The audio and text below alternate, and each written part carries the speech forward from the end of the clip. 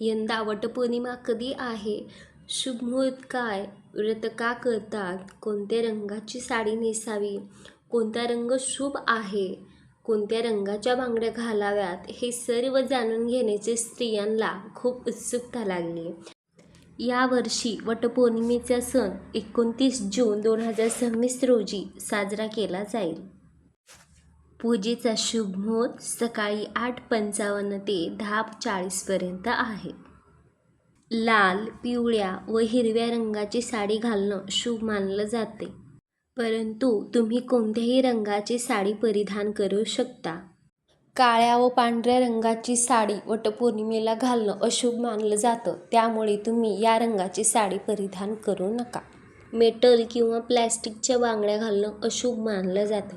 तुम्ही हिरव्या कलरच्या काचेच्या बांगड्या घालू शकता. वटपौर्णिमा म्हणजे काय?